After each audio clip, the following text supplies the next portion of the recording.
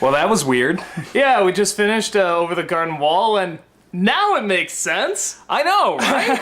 I mean, I was so confused before, but then when you get to that ending, the last few episodes, it's like, got it, nailed it. It's all about the lies. Yep. Beautiful lies. Yeah, we have no idea what that was about. Lies. I liked it. I did enjoy I loved it. Yeah. I want this. I need to own it. We were watching it on Amazon, but we need this on like Blu-ray. I need it. Yeah, I need a copy of this. Yeah. Bad. So we should talk about where it goes. They of course come across other strange misadventures and stuff, and then we get the Shyamalan twist. It was during current times. No. Kind of, sort of, maybe in that the looked 70s like the or 80s. 70s. Yeah. I don't even think that looked like the 80s. That looked like the 70s. But you know what to I me. mean? Not in like whatever witch burning times or whatever they were kind of indicating it took place in. They did more than just burn witches back then, okay? No, they didn't. They imprisoned debtors. Okay, there's that. But yeah, so these two kids, they go and I'm gonna sneeze here, so you take over. So the two kids go and find an old abandoned shack. There seems to be a ton of these around in this world. I never came. Okay. And they meet up with this sort of scullery wench, or I don't know, what would you say, like milkmaid type girl who's like, hey, look out, you can't be in here, otherwise Auntie Whispers will get you. Well, which great name. You're immediately like, ooh, I like that name. Yeah, the second she said Auntie Whispers, I was just like, ooh. I was like, that just sounds bad. And so, yeah, they hide in a basket of turtles. Black turtles. And then Auntie Whispers comes in looking a hell of a lot like... Spirited Away. Yeah, what was it? Baba Yaga? Or why am I blanking on her name? Something Baba. Yubaba. Yubaba. Yeah, from Spirited Away. And,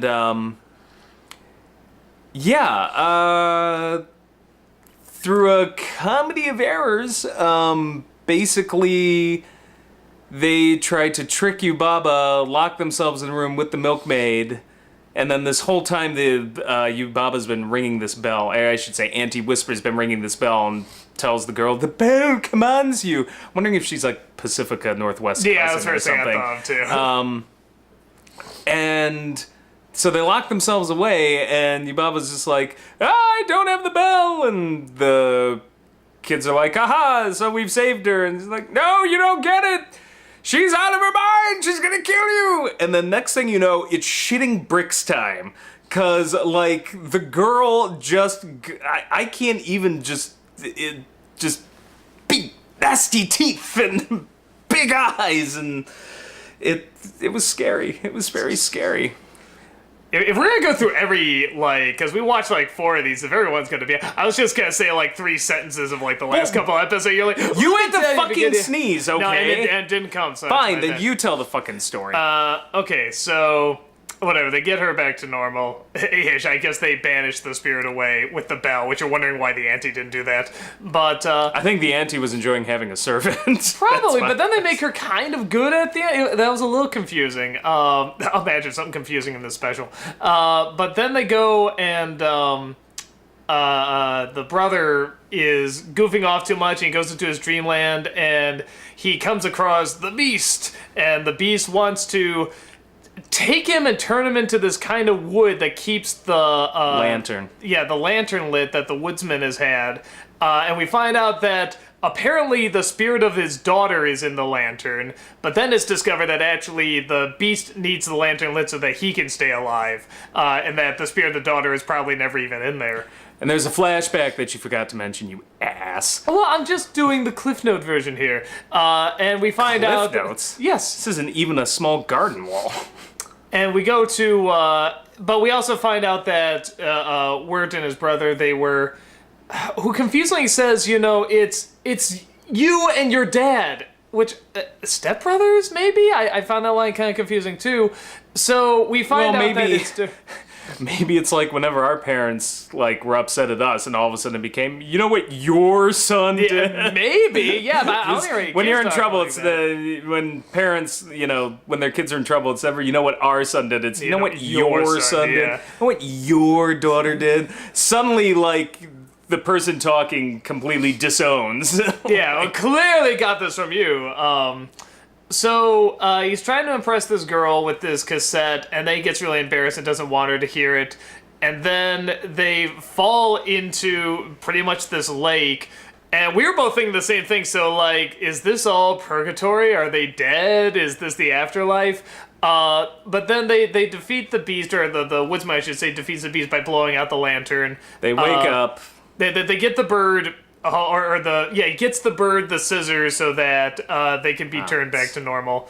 And yeah, then they wake up and he gets along with the girl, and then it's like, oh, and here's what happened to all the other over the garden wall characters, and like. Again, And the whole time, the frog says it's beautiful lies, so they're probably dead. I'm only saying they're in the river. maybe, I mean, you see Or them they wake were up hit in by the river. train in the flashback. That was kind of my thought. Yeah, that was my first thought. But they wake up, in the river too. So it's like maybe it was a dream. I don't know.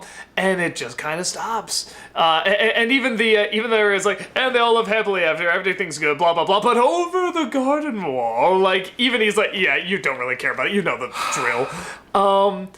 The one thing I'm not gonna act like I totally understand all this or what it's initially trying to do. I mean, I enjoy it a great deal. What's to understand? It's a bunch of folk tales.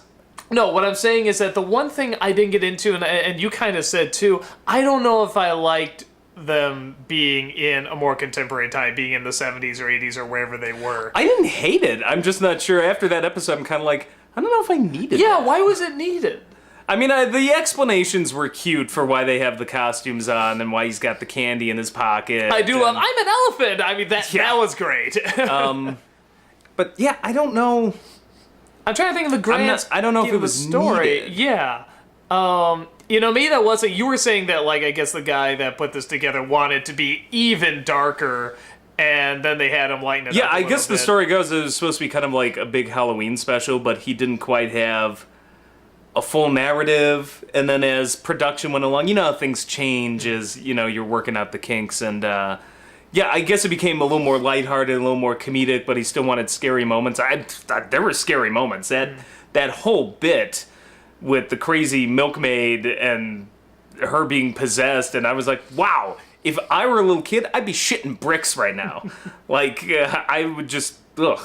So, but yeah, I get, like, some people out there are just like, well, it's Dante's Inferno, and there's nods to Dante's Inferno, I don't but see it's it as not, like. but it's not just, it's Dante's Inferno. It's not like Oh Brother Where Art Thou, where it's like that's obviously the Odyssey, like scene for scene. It's got a few allusions to Dante's Inferno. They start off lost in the woods. There is a Beatrice, but Beatrice and Virgil in Dante's Inferno. They're like the only main characters. So, right? but I guess, yeah, There's no brother. but I guess I guess Beatrice being the guide is kind of like that. I guess there is a ferry if you want to go with the steamboat with the frogs, and there is kind of a frozen lake at the not a frozen lake, but things are there's a cold frozen, at the end. Well, I was gonna say there's a frozen lake in the story. But does the he end- defeat the devil in Dante's Inferno? I don't remember that. I don't think he did. I thought he climbed off the devil and then slid. There was a river of forgetfulness or something, and then he emerged from the river, and it's like Easter and God and yay and like that. Now, it does kind of sound like this ending too, though, emerging from the lake. Emerging from the lake, but in the beginning of Dante's Inferno, there was a three beast thing, and people were like, oh, it's like the beast, but in this one, the beast is also kind of Lucifer. And, is it even Lucifer? And you don't really kill Lucifer. At least I don't remember in Dante's Inferno. And clearly, we need to read I don't think Dante's Inferno again. I don't think any of these really represent hardcore the circles of hell either. They seem like they seem like American folktale vignettes. Yeah. So I don't know. I'm not saying it's not. nods. Yeah, I'm sure he's got nods to Dante's Inferno, but it's not like, oh, it's Dante's Inferno. No, there's more to it than that.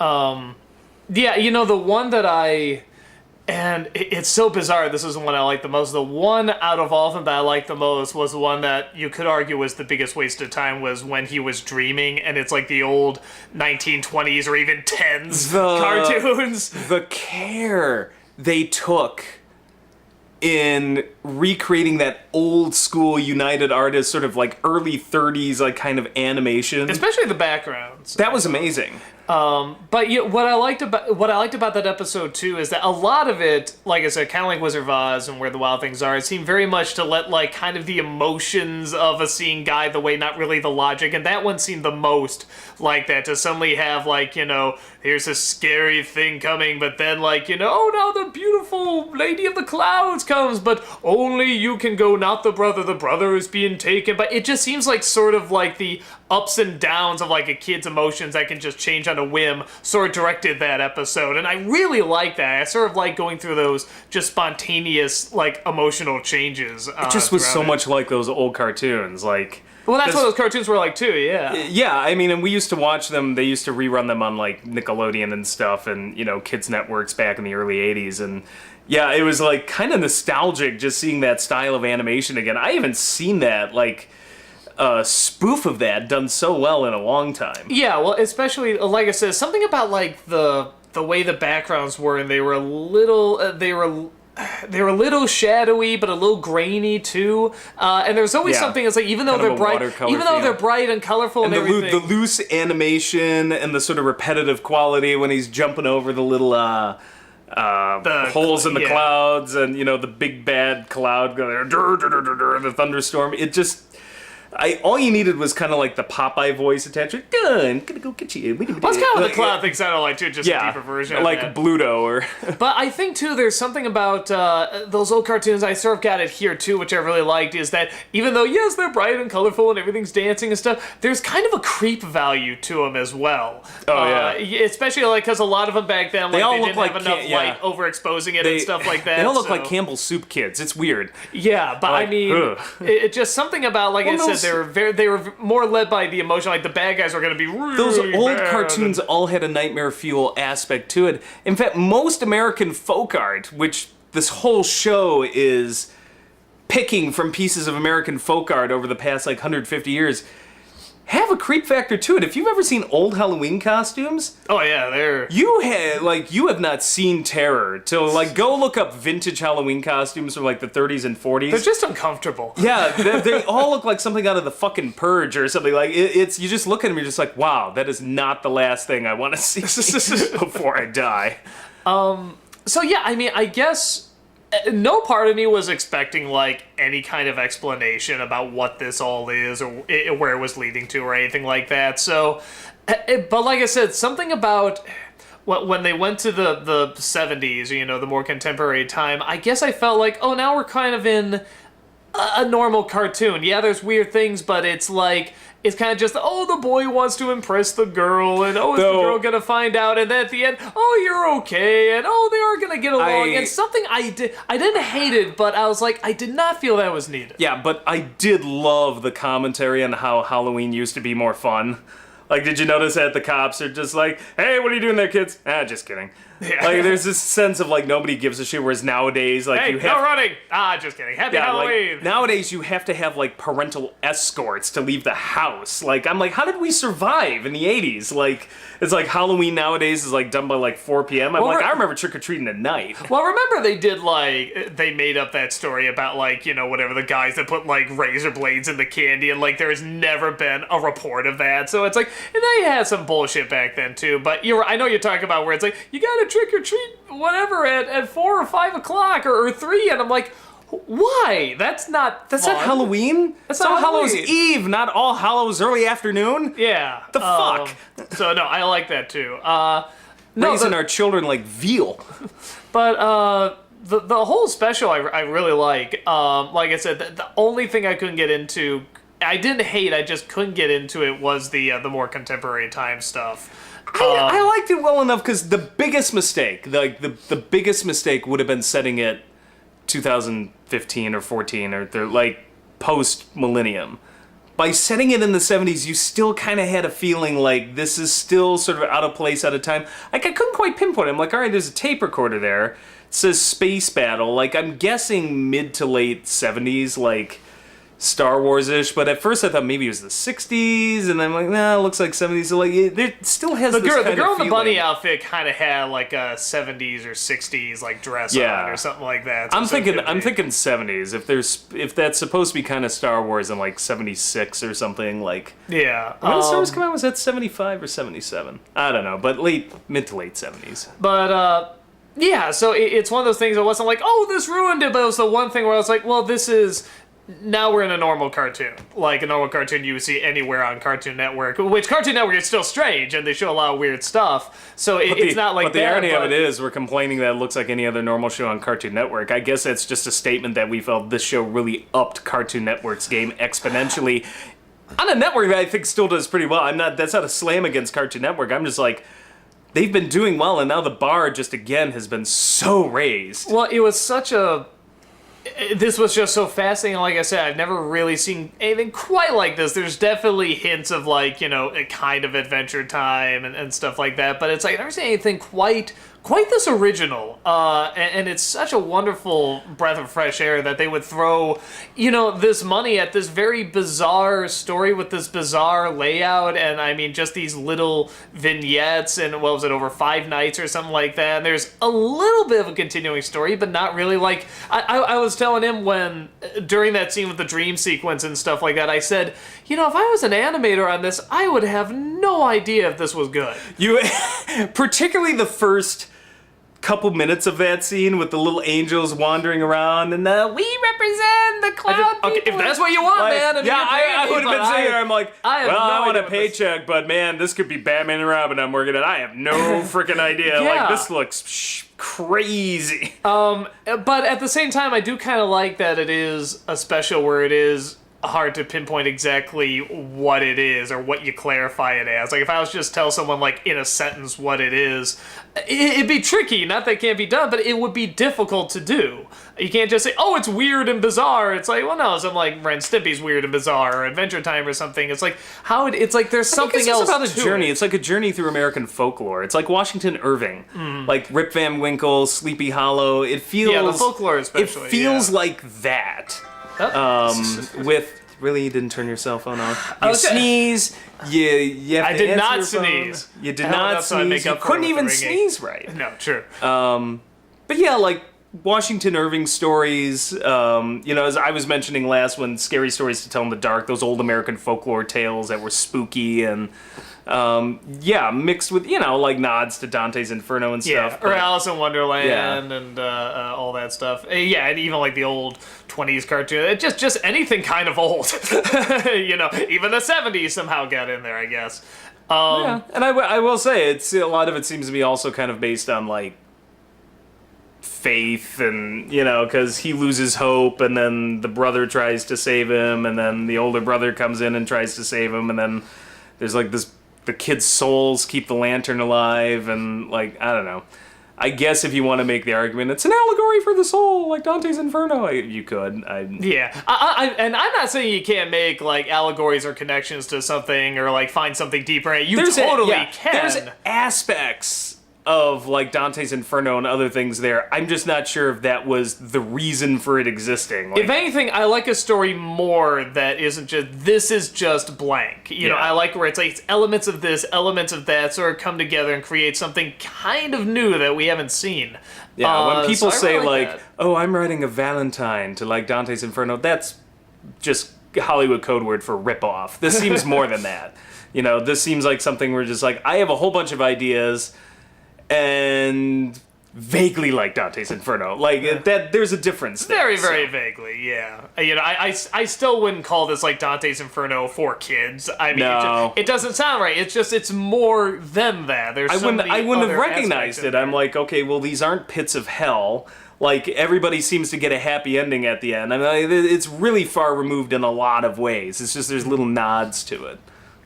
Yeah, so I really liked it. I liked that I can't quite pinpoint what it is or how to describe it or any of that stuff, but I like how it kept me intrigued the whole time. It wasn't like, and joke, this is supposed to make you laugh or it's supposed to make you think. It's just sort of this weird, like, just escape of subconsciousness, just like, hey, just when you're kind of half awake, half asleep, and, this is the kind of story that we're gonna tell. It's like while you're half awake, half asleep. You know what? I know how to describe it. It's like myths. Beautiful lies. Beautiful lies. So yeah, any final thoughts on it? I'd say I want a sequel series, but I don't know how you go back. So, I just thought it was amazing, and I want the soundtrack too. Yeah, so do I. I really like the music disc. I wouldn't say a sequel. Say I do like, yeah, or maybe like what they did with Avatar, like maybe like a spin off or something. No, I don't even want that. I just want the same people to do something different because this was different and it was great, and I love to see what they do. The Animaniacs to Tiny Toons. That's what I like. Someone's like, hey, this isn't a sequel. But it's the same people. You would recognize it as being the same people, even though it's kind of different. Yeah. So, good stuff, and we'll see you next time. Watch it. Beautiful lies. Beautiful.